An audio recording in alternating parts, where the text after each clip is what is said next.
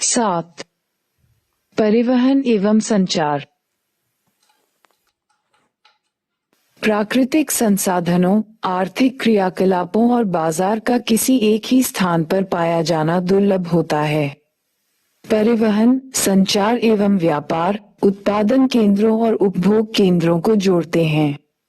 विशाल उत्पादन और विनिमय की प्रणाली अत्यंत जटिल होती है। प्रत्येक प्रदेश उन्हीं वस्तुओं का उत्पादन करता है जिसके लिए वहां आदर्श दशाएं उपलब्ध होती हैं। ऐसी वस्तुओं का व्यापार एवं विनिमय परिवहन और संचार पर निर्भर करता है। इसी प्रकार जीवन का स्तर व जीवन की गुणवत्ता भी दक्ष परिवहन, संचार एवं व्यापार पर निर्भर करते हैं। प्रारंभिक अवस्था में परिवहन और संचार के साधन एक ही थे, परंतु आज दोनों ने सुस्पष्ट और विशेषीकृत स्वरूप प्राप्त कर लिया है। परिवहन योजक और वाहक उपलब्ध कराता है जिनके माध्यम से व्यापार संभव होता है। परिवहन व्यक्तियों और वस्तुओं को एक स्थान से दूसरे स्थान तक वहन करने की सेवा या सुविधा को कहते हैं, जिसमें मनुष्यों, पशुओं तथा विभिन्न प्रकार की गाड़ियों का प्रयोग किया जाता है। ऐसा गमनागमन स्थल, जल एवं वायु में होता है। सड़कें और रेलमार्ग स्थलीय परिवहन का भाग हैं, जबकि नौपरिवहन तथा जलमार्ग एवं वायुमार्ग परिवहन के अन्य दो प्रकार हैं। पाइपलाइनें पेट्रोलियम, प्राकृतिक गैस और तरल अवस्था में अयस्कों जैसे पदार्थों का परिवहन करती हैं। इसके अतिरिक्त परिवहन समाज की आधारभूत आवश्यकताओं की संतुष्टि के लिए रचा गया एक संगठित सेवा उद्योग है। इसके अंतर्गत परिवहन मार्गों, लोगों और वस्तुओं के वहन हेतु गाड़ियों, मार्गों के रख रखाव और लदान, उत्तराव तथा वितरण का निपटान करने के लिए संस्थाओं का समावेश किया जाता है। प्रत्येक देश ने प्रतिरक्षा उद्देश्यों के लिए विभिन्न प्रकार से परिवहन का विकास किया है। दक्ष संचार व्यवस्था से युक्त आश्वासित एवं तीव्रगामी परिवहन प्रक्रिया लोगों के बीच सहयोग एवं एकता को प्रोन्नत करता है। परिवहन जाल क्या होता है? अनेक स्थान जिन्हें परस्पर मार्गों की श्रेणियों द्वारा जोड़ दिए जाने पर जिस प्रारूप का निर्माण होता है उसे परिवहन जाल कहते हैं।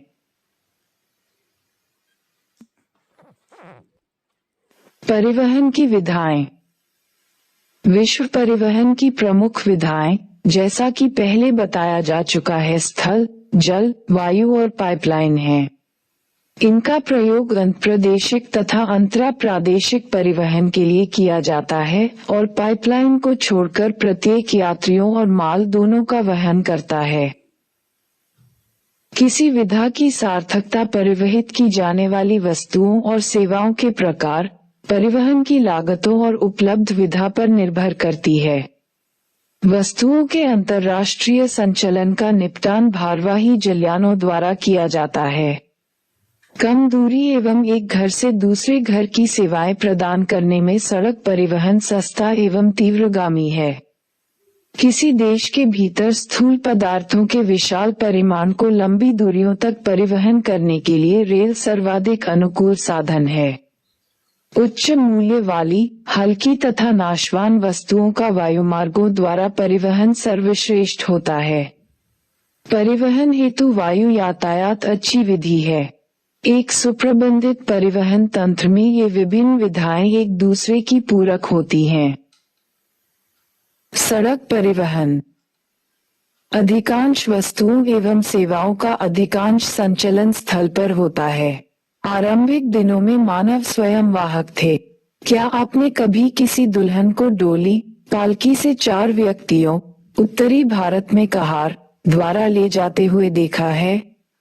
बाद के वर्षों में पशुओं का उपयोग बोझा ढोने के लिए किया जाने लगा। क्या आपने कभी खच्चरों, घोड़ों और ऊंटों को ग्रामीण क्षेत्रों में सामान ढोते हुए देखा है? पहिए के आविष्कार के साथ गाड़ियों और माल डिब्बों का प्रयोग महत्वपूर्ण हो गया। परिवहन में क्रांति 18वीं शताब्दी में भाप के इंजन के आविष्कार के बाद आई। संभवतः प्रथम सार्वजनिक रेल मार्ग 1825 में उत्तरी इंग्लैंड के स्टॉकटन और डिलिंगटन स्थानों के मध्य प्रारंभ हुआ और उसके बाद से ही रेल मार्ग 19वीं शताब्दी में परिवहन के सर्वाधिक लोकप्रिय और तीव्रतम प्रकार बन गए। रेल मार्गों ने संयुक्त राज्य अमेरिका के आंतरिक महाद्वीपीय क्षेत्रों को वाणिज्यिक, अन्न, कृषि, खनन और विनिर्माण के लिए खोल दिया। अंतर्दहन इंजन के आविष्कार ने सड़कों की गुणवत्ता और उन पर चलने वाले परिवहन का ये साधन प्रायः तीव्र ढाल वाले पर्वतों और खानों में पाया जाता है, जहां सड़क निर्माण उपयुक्त नहीं होता। वाहनों, कार, ट्रक इत्यादि के संदर्भ में सड़क परिवहन में क्रांति ला दी। स्थल परिवहन के अंतर्गत नवीनतम विकास के रूप में पाइपलाइनों, राजमार्गों एवं तारमार्गों को रखा जाता है। तरल पदार्थ जैसे खनिज तेल, जल, अवमल और नाली मल का परिवहन पाइपलाइनों द्वारा किया जाता है। रेल मार्ग, समुद्री पोत, बजरे, नौकाएं, मोटर ट्रक और पाइपलाइनें बड़े मालवाहक हैं।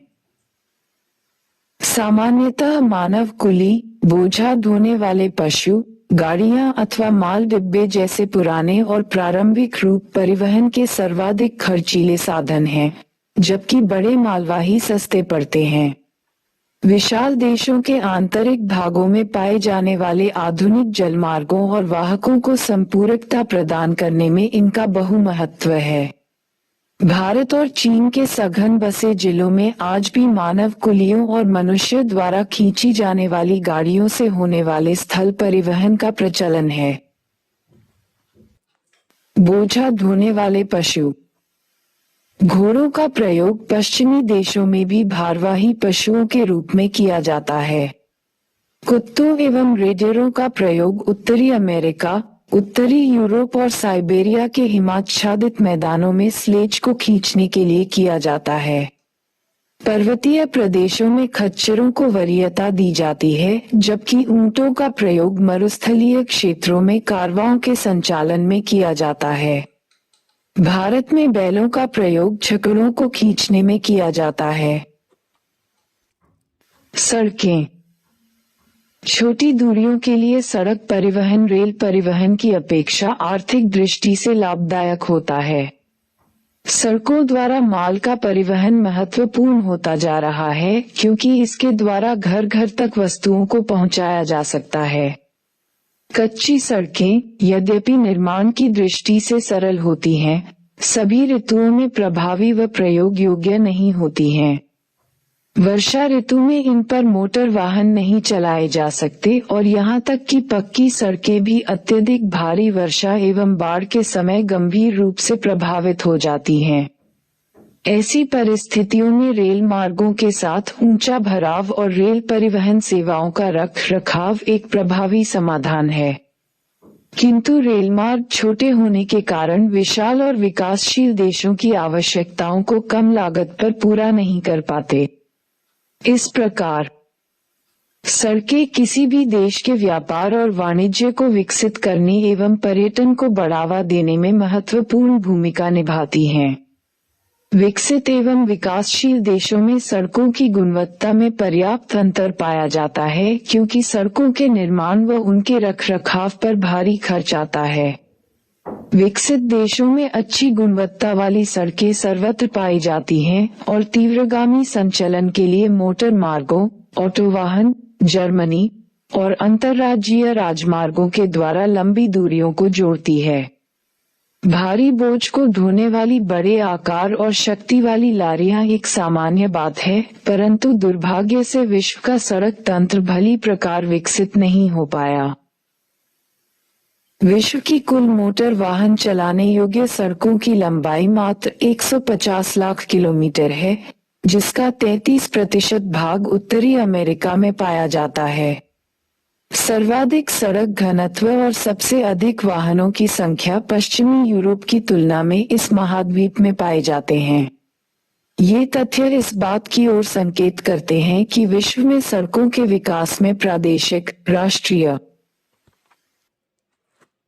अंतर्राष्ट्रीय एवं महाद्वीपीय स्तर पर समानता के स्थान पर असमान वितरण पाया जाता है। यातायात प्रवाह। पिछले कुछ वर्षों में सड़कों पर यातायात में नाटकीय वृद्धि हुई है। जब सड़क तंत्र यातायात की जरूरतों के अनुरूप विकसित न हो पाए तो सड़कों पर संकुलन बढ़ जाता है। नगरों की सड़कों पर दीर्घकालीन संकुलता पाई जाती है। यातायात के शीर्ष, उच्च बिंदु और गर्त, निम्न बिंदु सड़कों पर दिन के विशेष समय पर देखे जा सकते हैं। उदाहरण, काम के समय से पहले और बाद में विश्व के अधिकांश नगर सड़कों पर पाई जाने वाली यातायात संकुलता की समस्या का सामना कर रहे हैं।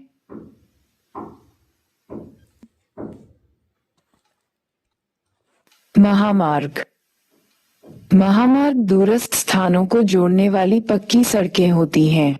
इनका निर्माण इस प्रकार से किया जाता है कि अबाधित रूप से यातायात का आवागमन हो सके।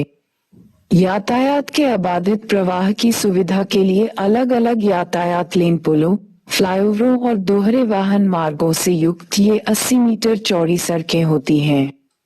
विकसित देशों में प्रत्येक नगर और पत्तन नगर महामार्गों द्वारा जुड़े हुए हैं। अमेरिका में महामार्गों का घनत्व उच्च है, जो लगभग 0.65 किलोमीटर प्रति वर्ग किमी है। प्रत्येक स्थान महामार्ग से 20 किलोमीटर की दूरी पर स्थित है। पश्चिमी प्रशांत महासागरीय तट पर स्थित नगर पूर्व में अटलांटिक महासागरीय तट पर स्थित नगरों से भली भांति जुड़े हुए हैं। इसी प्रकार उत्तर में कनाडा के नगर दक्षिण में मैक्सिको के नगरों से जुड़े हैं। ट्रांस कनेडियन महामार्ग पश्चिमी तट पर स्थित ब्रिटिश कोलंबिया प्रांत के वैंकूवर स्थान को पूर्वी तट पर स्थित न्यूफाउंडलैंड प्रांत के सेंट जॉन नगर से जोड़ता है तथा अलास्का राजमार्ग कनाडा के एडमंटन को अलास्का के एंकोरेज से जोड़ता है।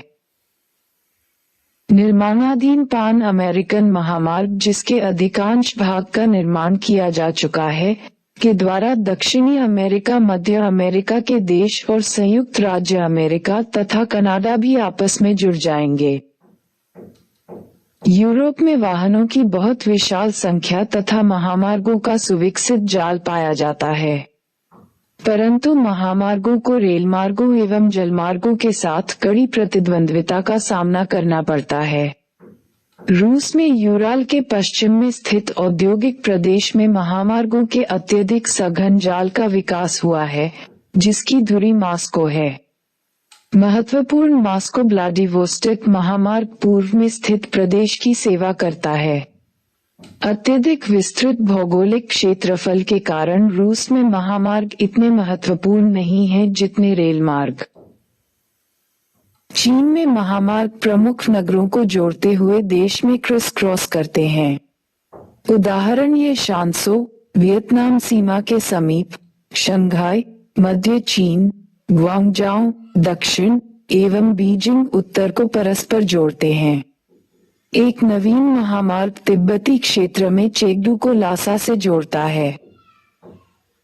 भारत में अनेक महामार्ग पाए जाते हैं जो प्रमुख शहरों और नगरों को जोड़ते हैं। उदाहरण स्वरूप राष्ट्रीय महामार्ग संख्या 7 जो वाराणसी को कन्याकुमारी से जोड़ता है, देश का सबसे लंबा राष्ट्रीय महामार्ग है।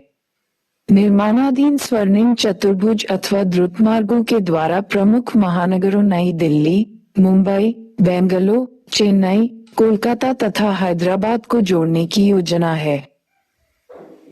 अफ्रीका में एक महामार्ग उत्तर में स्थित अल्जीयर्स को गुयाना के कोनाक्री से जोड़ता है। इसी प्रकार कैरो केपटाउन से जुड़ा हुआ है। सीमावर्ती सड़कें। अंतर्राष्ट्रीय सीमाओं के सहारे बनाई गई सड़कों को सीमावर्ती सड़कें कहा जाता है। ये सड़कें सुदूर क्षेत्रों में रहने वाले लोगों को प्रमुख नगरों से जोड़ने और प्रतिरक्षा प्रदान करने में महत्वपूर्ण भूमिका निभाती हैं। प्रायः सभी देशों में गांवों एवं सैन्य शिविरों तक वस्तुओं को पहुंचाने के लिए ऐसी सड़कें पाई जाती हैं। रेल मार्ग। रेलमार्ग लंबी दूरी तक स्थूल वस्तुओं और यात्रियों के स्थल परिवहन की विद्या है। रेल लाइनों की चौड़ाई, गेज, प्रत्येक देश में अलग अलग पाई जाती है, जिन्हें सामान्यतया बड़ी 1.5 मीटर से अधिक, मानक 1.44 मीटर, मीटर लाइन 1 मीटर और छोटी लाइन में वर्गीकृत किया जाता है। मानक लाइन का उपयोग ब्रिटेन में किया जाता है। दैनिक आवागमन की रेलें ब्रिटेन, सम, रा, अमेरिका, जापान और भारत में अत्यधिक लोकप्रिय हैं। ये दैनिक गाड़ियां नगरों में प्रतिदिन लाखों यात्रियों को ले जाती और ले आती हैं। विश्व में लगभग 13 लाख मी लंबे रेल यातायात मार्ग हैं। यूरोप में विश्व का सघनतम रेल तंत्र पाया जाता है। यहाँ रेल मार्ग लगभग 4,40,000 मी लंबे हैं, जिनमें से अधिकांश दोहरे अथवा बहुमार्गी हैं। बेल्जियम में रेल घनत्व सर्वाधिक अर्थात प्रति 6.5 वर्ग मी क्षेत्र पर लगभग किलोमीटर पाया जाता है। औद्योगिक प्रदेश विश्व के कुछ सर्वाधिक घनत्वों का प्रदर्शन करते हैं। लंदन, पेरिस, ब्रसल्स, मिलान, बर्लिन और वारसा महत्वपूर्ण रेल केंद्र हैं। इंग्लैंड में स्थित यूरो टनल ग्रुप द्वारा प्रचालित सुरंग मार्ग लंदन को पेरिस से जोड़ता है। महाद्वीप पारीय रेल मार्ग, वायुमार्गों और सड़क मार्गों के अपेक्षाकृत लोचदार तंत्रों की तुलना में अपना महत्व खोते जा रहे हैं। यूराल के पश्चिम में अत्यंत सघन जाल से युक्त रूस में रेल मार्गों के द्वारा देश के कुल परिवहन का लगभग 90% भाग प्रबंधित होता है। मॉस्को रेलवे का महत्वपूर्ण मुख्यालय है, जहां देश के विस्तृत भौगोलिक क्षेत्र के विभिन्न भागों में प्रमुख लाइनें विकिरित होती हैं। मॉस्को में भूमिगत रेल मार्ग और दैनिक आवागमन की गाड़ियां भी महत्वपूर्ण हैं। उत्तरी अमेरिका में सर्वाधिक विस्तृत रेल मार्ग तंत्र हैं, जो विश्व के कुल रेल मार्गों का लगभग 40% हैं। इसके विपरीत यूरोप के अनेक देशों में रेल मार्गों का प्रयोग यात्री परिवहन की अपेक्षा अधिकतर लंबी दूरी के स्थूल पदार्थों जैसे अयस्क, अनाज, इमारती लकड़ी तथा मशीनरी आदि के परिवहन हेतु अधिक होता है। सर्वाधिक सघन रेल तंत्र पूर्वी मध्य सम, रा, अमेरिका तथा उससे संलग्न कनाडा के उच्च औद्योगिक एवं नगरीय प्रदेश में पाया जाता है। कनाडा में रेल मार्ग सार्वजनिक सेक्टर में हैं और पूरे विरल जनसंख्या वाले क्षेत्रों में वितरित हैं। महाद्वीप पारीय रेल मार्गों के द्वारा गेहूं एवं कोयले के भार के अधिकांश भाग का परिवहन किया जाता है। ऑस्ट्रेलिया में लगभग 40,000 किलोमीटर लंबे रेल मार्ग हैं, जिसका 25% अकेले न्यू साउथ वेल्स में पाया जाता है। पश्चिमी पूर्वी ऑस्ट्रेलिया राष्ट्रीय रेल मार्ग पथ से सिडनी तक एक छोर से दूसरे छोर तक जाती है। न्यूजीलैंड में रेल मार्ग मुख्यतः उत्तरी द्वीप में पाए जाते हैं, जो कृषि क्षेत्रों को अपनी सेवाएं प्रदान करते हैं। दक्षिणी अमेरिका में रेल मार्ग 2 प्रदेशों में सघन हैं, जिसके नाम है अर्जेंटीना के पंपास तथा ब्राजील के कॉफी उत्पादक प्रदेश। ये दोनों प्रदेशों में दक्षिणी अमेरिका के कुल रेल मार्गों का 40% भाग पाया जाता है।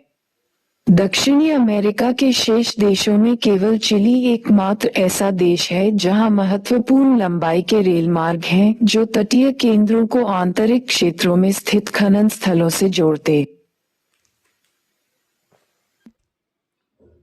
हैं। पेरू, बोलिविया, इक्वाडोर, कोलंबिया और वेनेजुएला में छोटे एकल मार्ग वाली रेल लाइनें पाई जाती हैं, जो पत्तनों को आंतरिक क्षेत्रों के साथ अंतरजोड़क योजकों के बिना जोड़ते हैं।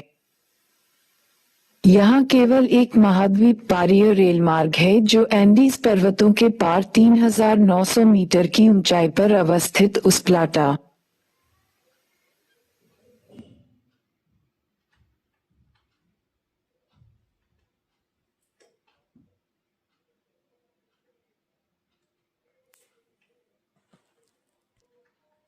दर्रे से गुजरता हुआ ब्यूनस आयर्स, अर्जेंटीना को वाल्पराइजो से मिलाता है।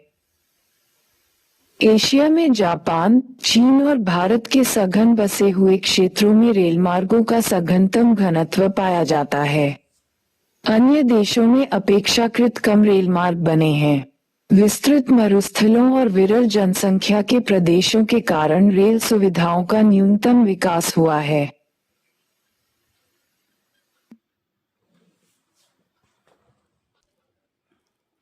दूसरा विशालतम महाद्वीप होने के बावजूद अफ्रीका में केवल 40,000 किलोमीटर लंबे रेलमार्ग हैं, जिनमें से सोने, हीरे के साधारण और तांबा खनन क्रियाकलापों के कारण अकेले दक्षिण अफ्रीका में 18,000 किलोमीटर लंबे रेलमार्ग हैं। महाद्वीप के प्रमुख रेलमार्ग हैं 1. बेंगुएला रेलमार्ग जो अंगोला से कटका जाम्बिया तांबे की पेटी से होकर जाता है।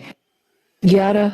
तंजानिया रेलमार्ग जाम्बिया ताम्रा पेटी से तट पर स्थित दार ए सलाम तक। 111. बोस्वाना और जिम्बाब्वे से होते हुए रेलमार्ग जो स्थलरुद्ध राज्यों को दक्षिण अफ्रीकी रेल तंत्र से जोड़ता है। और दक्षिण अफ्रीका गणतंत्र में केपटाउन से प्रेटोरिया तक ब्लू ट्रेन।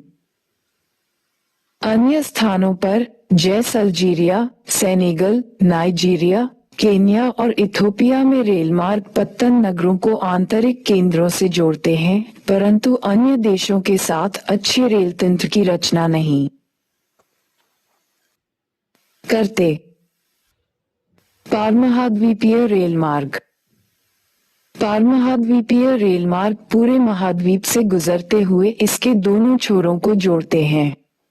इनका निर्माण आर्थिक और राजनीतिक कारणों से विभिन्न दिशाओं में लंबी यात्राओं की सुविधा प्रदान करने के लिए किया गया था। साइबेरियन रेलमार्ग। रूस का ये प्रमुख रेलमार्ग पश्चिम में सेंट पीटर्सबर्ग से पूर्व में प्रशांत महासागर तट पर स्थित व्लादिवोस्टोक तक मॉस्को, कजान, ट्यूमेन, नोवोसिबिर्स्क, चिता और खबरोवस्क से होता हुआ जाता है। चित्र 7.5। यह एशिया का सबसे महत्वपूर्ण और विश्व का सर्वाधिक लंबा 9,322 किलोमीटर दोहरे पथ से युक्त विद्युतीकृत पारमहाद्वीपीय रेलमार्ग है। इसने अपने एशियाई प्रदेश को पश्चिमी यूरोपीय बाजारों से जोड़ा है। ये रेलमार्ग यूराल पर्वतों, ओब और येनीसी नदियों से गुजरता है। चीता एक महत्वपूर्ण कृषि केंद्र और इर्कुटस्क एक फर केंद्र है। इस रेलमार्ग को दक्षिण से जोड़ने वाले योजक मार्ग भी हैं, जैसे ओडेसा, यूक्रेन, कैस्पियन तट पर बालू, ताशकंद, उज्बेकिस्तान, उलन-बटोर, मंगोलिया और रोनयांग, मैकडेन, चीन में बीजिंग की ओर। पार कैनेडियन रेलमार्ग। कनाडा की यह 7,050 किलोमीटर लंबी रेल लाइन पूर्व में हैलिफैक्स से आरंभ होकर मॉन्ट्रियल, ओटावा, विनिपेग और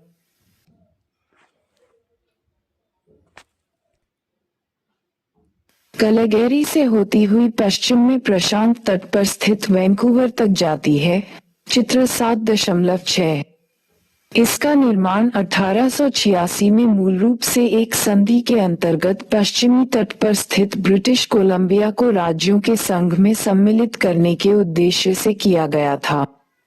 बाद के वर्षों में क्यूबेक मॉन्ट्रियल औद्योगिक प्रदेश को प्रेयरी प्रदेश की गेहूं मेखला और उत्तर में शंकुधारी वन प्रदेश से जोड़ने के कारण इस रेलमार्ग का महत्व बढ़ गया।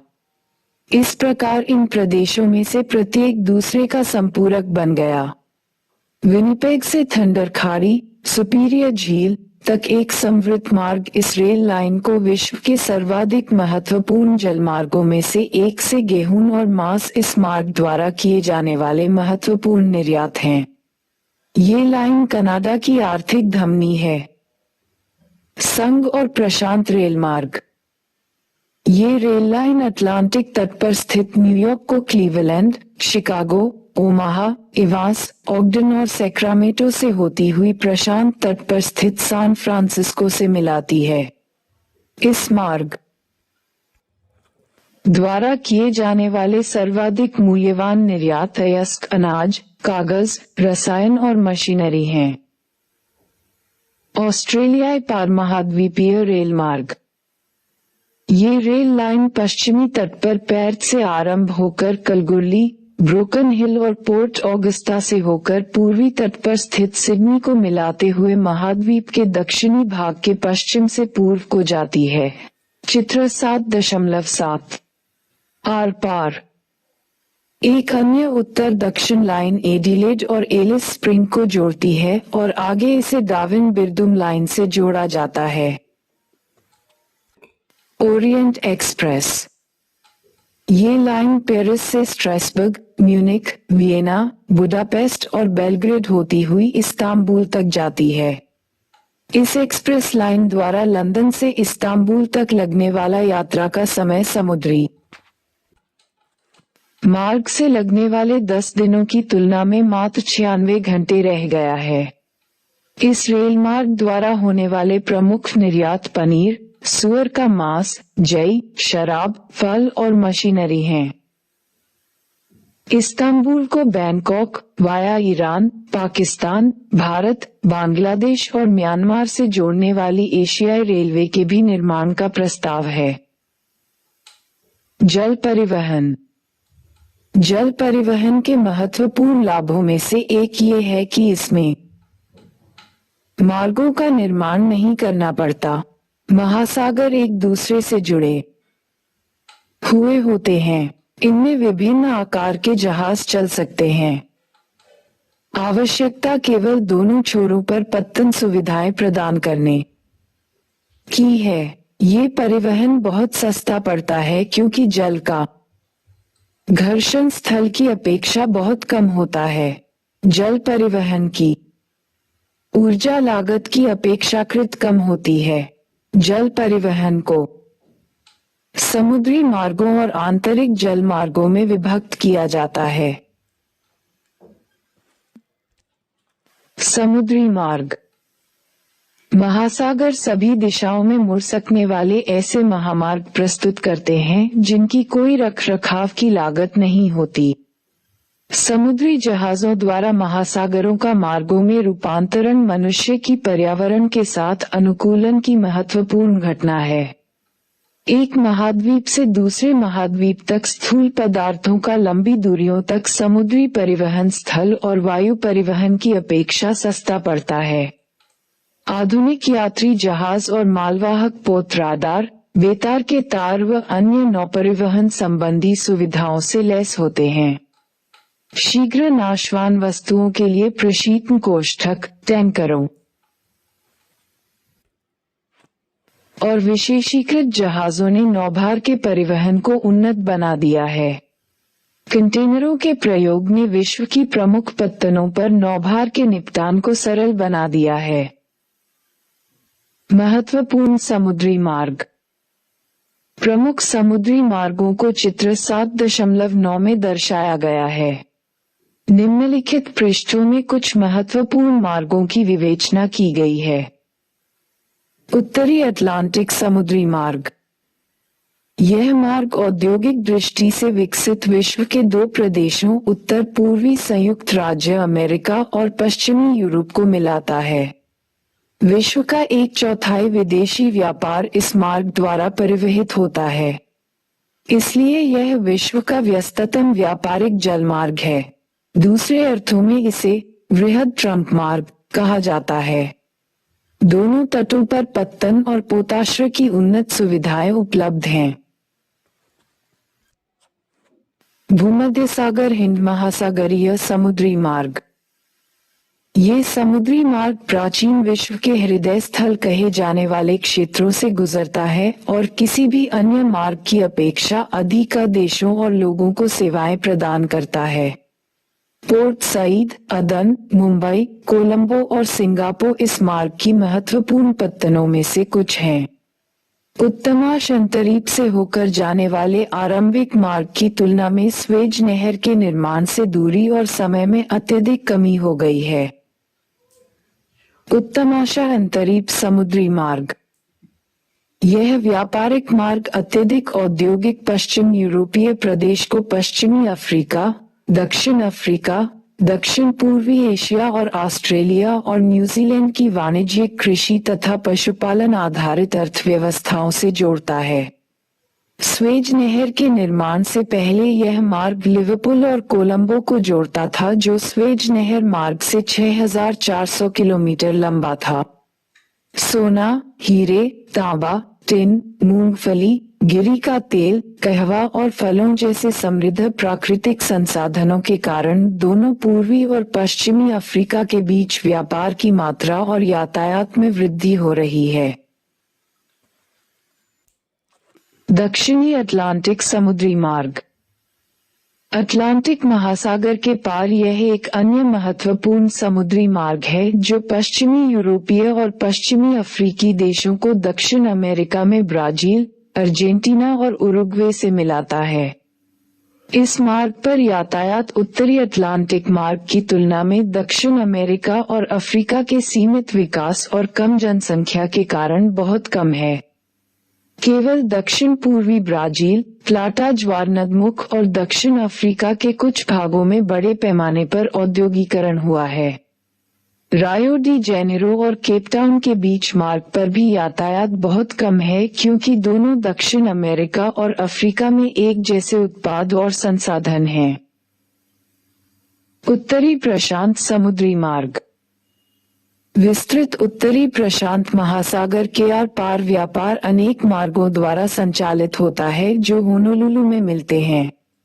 वृहत वृत्त पर स्थित सीधा मार्ग वैंकूवर और याकोहामा को जोड़ता है और यात्रा की दूरी को कम करके 2,480 किलोमीटर आधा कर देता है।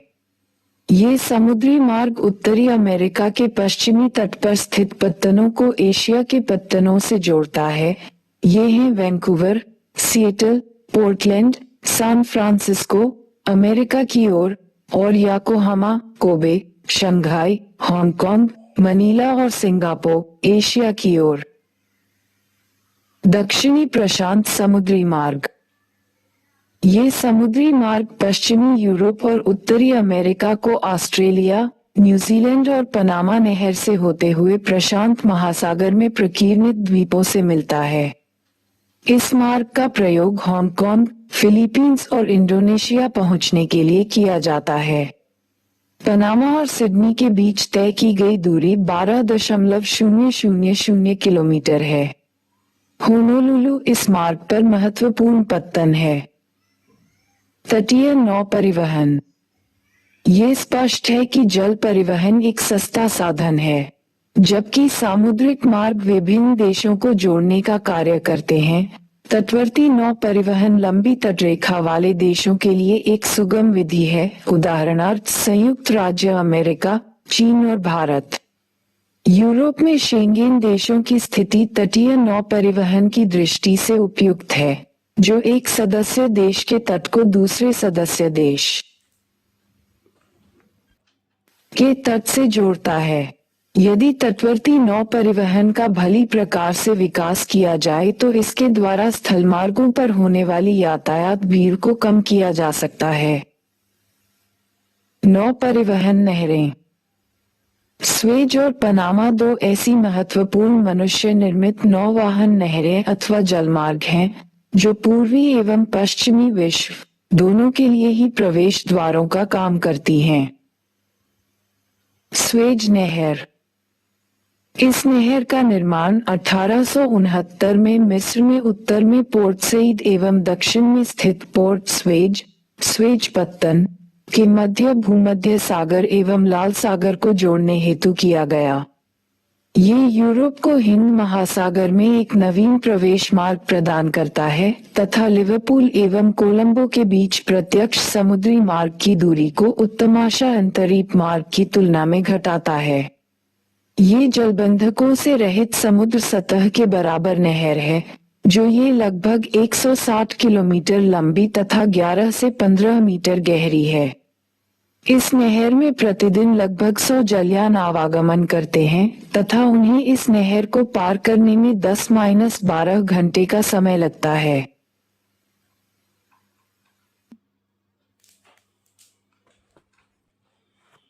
अत्यधिक यात्री एवं मालकर होने के कारण कुछ जलयान जिनके लिए समय की देरी महत्वपूर्ण नहीं है, अपेक्षाकृत लंबे परंतु सस्ते उत्तमाशा अंतरीप मार्ग के द्वारा भी आवागमन किया जाता है।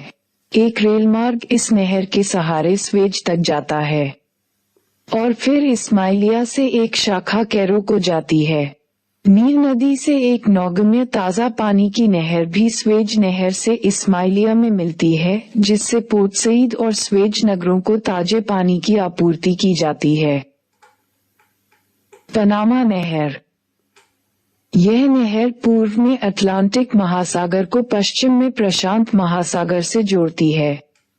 इसका निर्माण पनामा जलडमरू मध्य के आर पार पनामा नगर एवं कोलोन के बीच संयुक्त राज्य अमेरिका के द्वारा किया गया, जिसने दोनों ही ओर के 8 किलोमीटर क्षेत्र को खरीदकर इसे नहर मंडल का नाम दिया है। नहर लगभग 72 किलोमीटर लंबी है, जो लगभग 12 किलोमीटर लंबी अत्यधिक गहरी कटान से युक्त है। इस नहर में कुल 6 जलबंधक तंत्र हैं तथा जलयान पनामा की खाड़ी में प्रवेश करने से पहले इन जलबंधकों से होकर विभिन्न ऊंचाई की समुद्री सतह 26 मीटर ऊपर एवं नीचे को पार करते हैं। इस नहर के द्वारा समुद्री मार्ग से न्यूयॉर्क एवं सैन फ्रांसिस्को के मध्य लगभग 13,000 किलोमीटर की दूरी कम हो गई है। इसी प्रकार पश्चिमी यूरोप और संयुक्त राज्य अमेरिका के पश्चिमी तट, उत्तर पूर्वी और मध्य संयुक्त राज्य अमेरिका और पूर्वी तथा दक्षिणी पूर्वी एशिया के मध्य की दूरी भी कम हो गई है। इस नहर का आर्थिक महत्व स्वेज नहर की अपेक्षा कम है, फिर भी दक्षिणी अमेरिका की अर्थव्यवस्था में इसकी महत्वपूर्ण भूमिका है। आंतरिक जलमार्ग। नदियां, नहरें, झीलें तथा तटीय क्षेत्र प्राचीन समय से ही महत्वपूर्ण जलमार्ग रहे हैं। नावें तथा स्टीमर यात्रियों तथा मालवाहन हेतु परिवहन के साधन के रूप में उपयोग किए जाते हैं। आंतरिक जलमार्गों का विकास नहरों की नौगम्यता, चौड़ाई और गहराई, जल प्रवाह की निरंतरता तथा उपयोग में लाई जाने वाली परिवहन प्रौद्योगिकी पर निर्भर करता है। सघन वनों से युक्त क्षेत्रों में मात्र नदियां ही परिवहन की साधन होती हैं। अत्यधिक भारी वस्तुएं जैसे कोयला, सीमेंट, इमारती लकड़ी तथा धात्विक अयस्क इत्यादि का आंतरिक जल मार्गों द्वारा यातायात किया जा सकता है। प्राचीन काल में परिवहन के मुख्य राजमार्ग के रूप में नदी मार्ग ही प्रयुक्त हुआ करते थे, जैसे कि भारत के संदर्भ में, परंतु वर्तमान समय में रेल मार्गों के साथ प्रतिद्वंदिता के कारण तथा सिंचाई इत्यादि कार्यों में जल के उपयोग से जल की पर्याप्त मात्रा के सुलभ न हो पाने एवं अत्यंत खराब रखरखाव के कारण नदी मार्ग से होने वाला जल परिवहन अपनी महत्ता खो चुका है। आंतरिक जलमार्गों के रूप में नदियों की सार्थकता घरेलू एवं अंतर्राष्ट्रीय परिवहन तथा व्यापार के क्षेत्र में सभी देशों में मान्यता प्राप्त कर चुकी है। स्वाभाविक बाध्यता के होते हुए भी अधिकांश नदियों में नदी तल को गहरा करने, नदी तल को स्थिर करने तथा बांध बनाकर जल प्रवाह को नियंत्रित कर नदियों की नौगम्यता को बढ़ाया गया है। निम्नलिखित नदी जलमार्ग विश्व के महत्वपूर्ण वाणिज्यिक मार्ग हैं। राइन जलमार्ग। राइन नदी जर्मनी और नीदरलैंड से होकर प्रवाहित होती है। नीदरलैंड में रोटरडम में अपने मुहाने से लेकर स्विट्जरलैंड में बेसल तक ये 700 किलोमीटर लंबाई में नौकायन योग्य है। सामुद्रिक पोत कोलोन तक पहुंच सकते हैं। रूर नदी पूर्व से आकर राइन नदी में मिलती है। ये नदी एक संपन्न कोयला क्षेत्र से होकर प्रवाहित होती है तथा संपूर्ण नदी बेसिन विनिर्माण क्षेत्र की दृष्टि से अत्यधिक संपन्न है। इस प्रदेश में इस्डोक राइन नदी पर स्थित पत्तन है। रूर के दक्षिण में फैली पट्टी से होकर भारी वस्तुओं का आवागमन होता है। ये जलमार्ग विश्व का अत्यधिक प्रयोग में लाया जाने वाला जलमार्ग है। प्रतिवर्ष 20,000 से अधिक समुद्री जलयान तथा लगभग 2 लाख आंतरिक मालवाहक पोत वस्तुओं एवं सामग्रियों का आदान प्रदान करते हैं। ये जलमार्ग स्विट्जरलैंड, जर्मनी, फ्रांस, बेल्जियम तथा नीदरलैंड के औद्योगिक क्षेत्रों को उत्तरी अटलांटिक समुद्री मार्ग से जोड़ता है। डैन्यूब जलमार्ग। यह महत्वपूर्ण आंतरिक जलमार्ग पूर्वी यूरोपीय भाग को अपनी सेवाएं प्रदान करता है। डैन्यूब नदी ब्लैक फॉरेस्ट से निकलकर अनेक देशों से होती हुई पूर्व की ओर बहती है। ये टारना सेवेरिन तक नौकायन योग्य है। मुख्य निर्यात किए जाने वाले पदार्थ गेहूं, मक्का, इमारती लकड़ी तथा मशीनरी हैं। वोल्गा जलमार्ग। रूस में अत्यधिक संख्या में विकसित जलमार्ग पाए जाते हैं, जिनमें से वोल्गा सर्वाधिक महत्वपूर्ण है। ये 11,200 किलोमीटर तक नौकायान की सुविधा प्रदान करती है तथा कैस्पियन सागर में मिल जाती है। वोल्गा मॉस्को नहर इसको मॉस्को प्रदेश से तथा वोल्गा डोन नहर काला सागर से जोड़ती है। वृहद झीलें सेंट लॉरेंस समुद्री मार्ग। उत्तरी अमेरिका की वृहद झीलें सुपीरियर, ह्यूरन, इरी तथा ओंटारियो, सू नहर तथा वेलेंड नहर के द्वारा जुड़े हुए हैं तथा आंतरिक जलमार्ग की सुविधा प्रदान करते हैं। सेंट लॉरेंस नदी की एस्चुअरी वृहद झीलों के साथ उत्तरी अमेरिका के उत्तरी भाग में विशिष्ट वाणिज्यिक जलमार्ग का निर्माण करती है। इस मार्ग पर स्थित मुख्य पत्तन डुलुथ और बुफालो सभी आधुनिक समुद्री पत्तन की सुविधाओं से युक्त है। इस प्रकार विशाल सामुद्रिक जलयान महाद्वीप के आंतरिक भाग में मॉन्ट्रियल तक नौकायन करते हैं, परंतु इन नदियों पर पाए जाने वाले छोटे छोटे प्रपातों के कारण सामानों को छोटे मालवाहक पोतों पर लादना पड़ता है। इससे बचने के लिए नहरों को 3.5 मीटर तक गहरा बनाया गया है। मिसिसिपी जलमार्ग। मिसिसिपी ओहियो जलमार्ग संयुक्त राज्य अमेरिका के आंतरिक भागों को दक्षिण में मैक्सिको की खाड़ी के साथ जोड़ता है।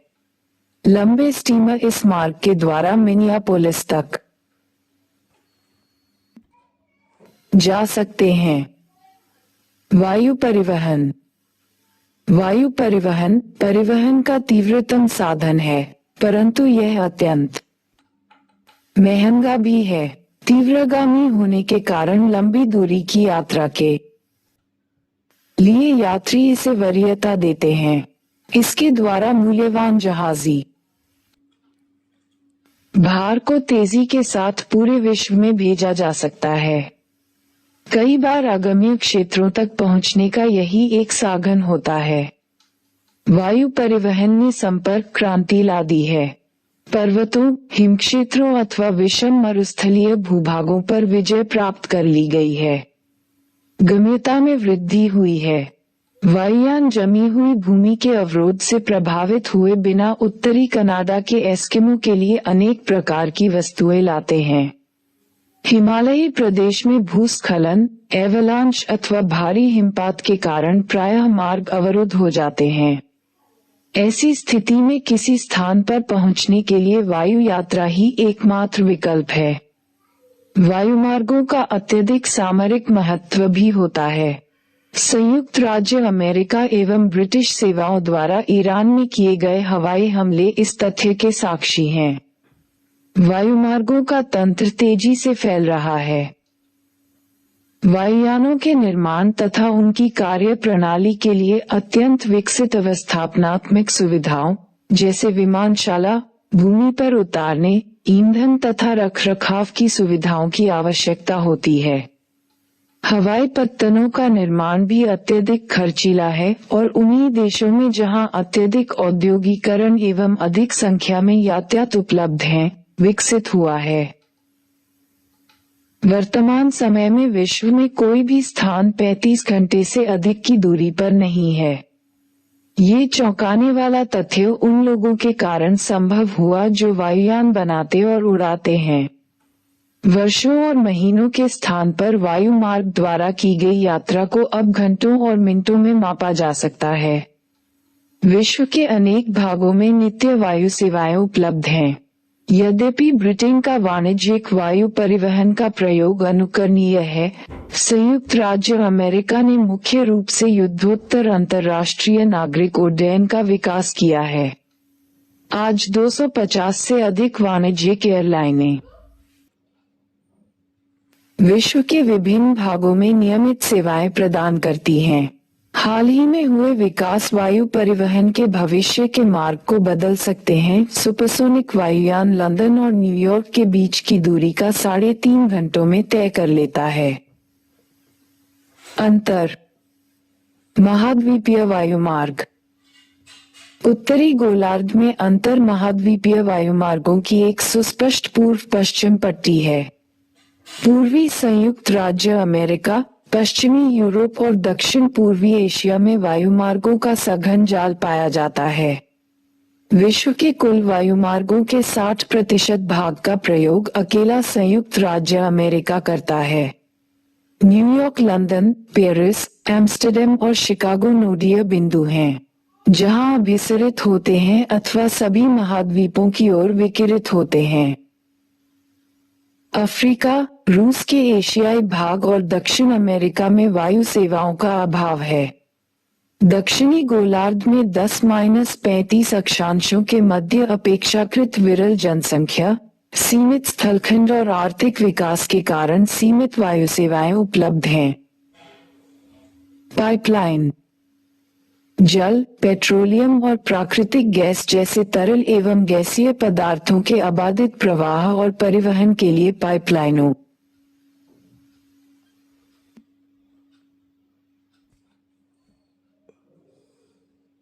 का व्यापक रूप से प्रयोग किया जाता है। पाइपलाइनों द्वारा जल की आपूर्ति से सभी परिचित हैं।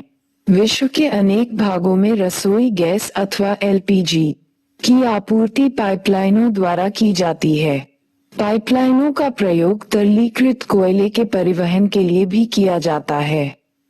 न्यूजीलैंड से फॉर्मों से फैक्ट्रियों तक दूध को पाइपलाइनों द्वारा भेजा जाता है। संयुक्त राज्य अमेरिका में उत्पादक क्षेत्रों और उपभोग क्षेत्रों के बीच तेल पाइपलाइनों का सघन जाल पाया जाता है। बिग इंच ऐसी ही एक प्रसिद्ध पाइपलाइन है जो मैक्सिको की खाड़ी में स्थित तेल के कुओं से उत्तर पूर्वी राज्यों में तेल ले जाती है। संयुक्त राज्य अमेरिका में प्रति टन की कुल भार का 17% भाग पाइपलाइनों द्वारा ले जाया जाता है। तरल पदार्थों तथा गैसों जैसे जल, खनिज तेल तथा प्राकृतिक गैस के अबाधित रूप से प्रवाह के लिए पाइपलाइनों का मुख्य रूप से उपयोग किया जाता है। यूरोप, रूस, पश्चिम एशिया और भारत में पाइपलाइनों का प्रयोग तेल के कुओं को तेल परिष्करणशालाओं और पत्तनों अथवा घरेलू बाजारों से जोड़ने के लिए किया जाता है। मध्य एशिया में स्थित तुर्कमेनिस्तान से पाइपलाइन को ईरान और चीन के कुछ भागों तक बढ़ा दिया गया है। प्रस्तावित ईरान भारत वाया पाकिस्तान अंतर्राष्ट्रीय तेल और प्राकृतिक गैस पाइपलाइन विश्व में सर्वाधिक लंबी होगी। संचार। लंबी दूरियों के संचार हेतु मनुष्य ने अनेक विधियों का प्रयोग किया, जिनमें से टेलीग्राफ और टेलीफोन महत्वपूर्ण थे। टेलीग्राफ पश्चिम में अमेरिका के उपनिवेशवाद का साधन बना। आरंभिक और मध्य 20वीं शताब्दी के दौरान अमेरिकी टेलीग्राफ और टेलीफोन कंपनी का संयुक्त राज्य अमेरिका के टेलीफोन उद्योग पर एकाधिकार था। वास्तव में टेलीफोन अमेरिका के नगरीकरण का एक क्रांतिक कारक बना। फर्मों ने अपने कार्यों को नगर स्थित मुख्यालयों पर केंद्रित कर दिया और अपने शाखा कार्यालय छोटे नगरों में खोल दिए। आज भी टेलीफोन सर्वाधिक प्रयोग की जाने वाली विधा है। विकासशील देशों में उपग्रहों द्वारा संभव बनाया गया सेलफोन का प्रयोग ग्रामीण संपर्क के लिए महत्वपूर्ण है। आज विकास अद्भुत गति से हो रहा है। पहला प्रमुख पारवेधन ऑप्टिक फाइबर तारों का प्रयोग है।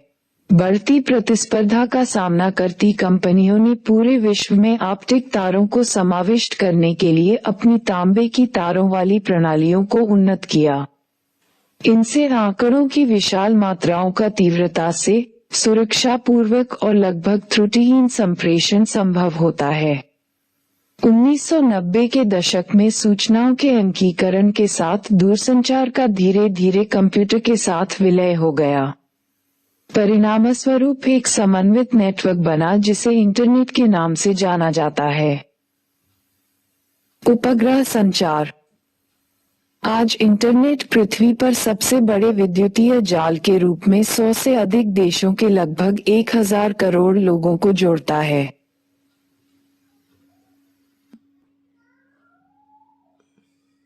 उपग्रहों ने मानव जीवन को अनेक प्रकार से प्रभावित किया है। आप हर समय मित्रों को फोन करने के लिए एवं छोटे संदेश प्रेषित करने हेतु सेल फोन का प्रयोग करते हैं, अथवा केबल दूरदर्शन, टेलीविजन पर लोकप्रिय कार्यक्रमों को देखने के लिए आप उपग्रह संचार सेवा का उपयोग करते हैं।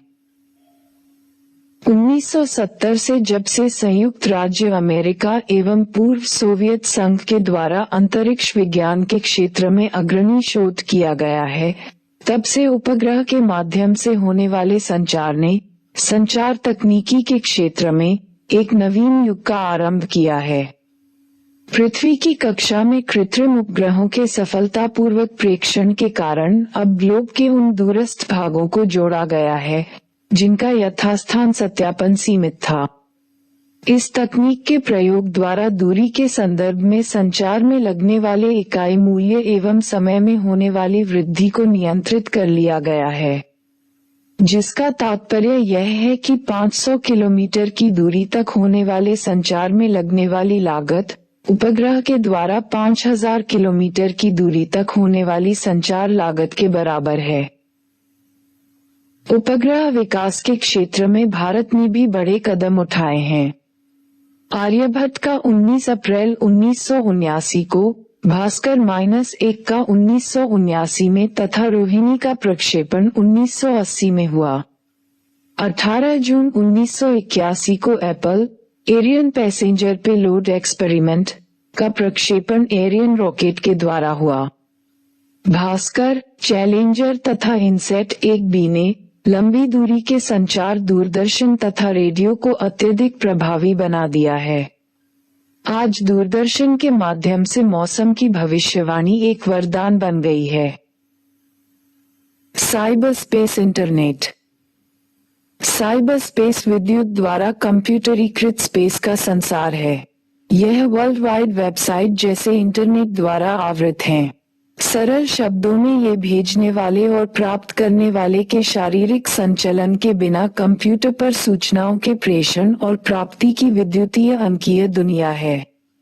इसे इंटरनेट के नाम से भी जाना जाता है। साइबर स्पेस हर जगह विद्यमान है। ये किसी कार्यालय में, जल में चलती नौक में, उड़ते जहाजों में और वास्तव में कहीं भी हो सकता है।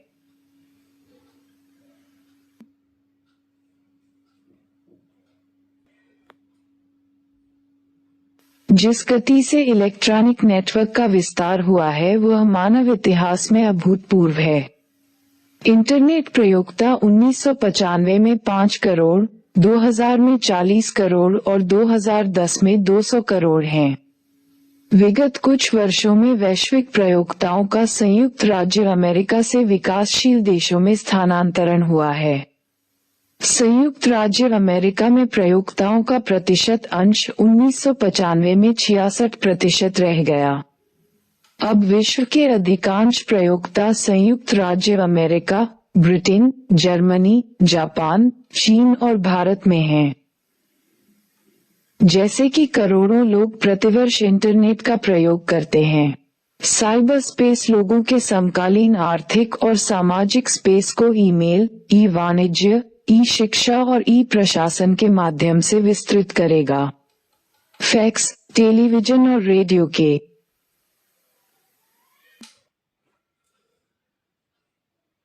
साथ इंटरनेट समय और स्थान की सीमाओं को लांघते हुए अधिक से अधिक लोगों तक पहुंचेगा। ये आधुनिक संचार प्रणालियां हैं जिन्होंने परिवहन से कहीं ज्यादा वैश्विक ग्राम की संकल्पना को साकार किया है।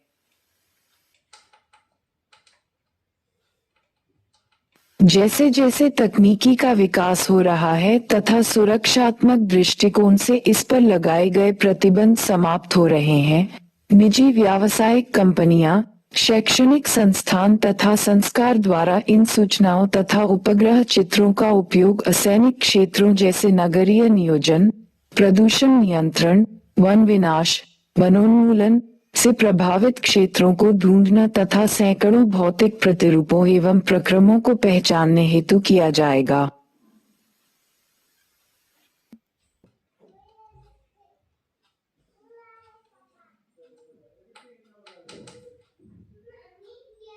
निम्नलिखित प्रश्नों का उत्तर लगभग 30 शब्दों में दीजिए।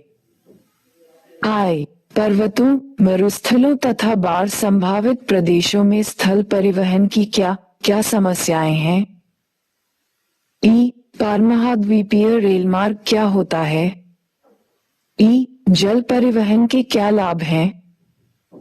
3. नीचे दिए गए प्रश्नों के उत्तर 150 शब्दों से अधिक न दें। आय, एक सुप्रबंधित परिवहन प्रणाली में विभिन्न एक दूसरे की संपूरक होती है, इस कथन को स्पष्ट कीजिए। ई, विश्व के वे कौन से प्रमुख प्रदेश हैं जहां वायुमार्ग का सघन तंत्र पाया जाता है? ई, वे कौन सी विधाएं हैं जिनके द्वारा साइबर स्पेस मनुष्यों के समकालीन आर्थिकी और सामाजिक स्पेस की वृद्धि करेगा?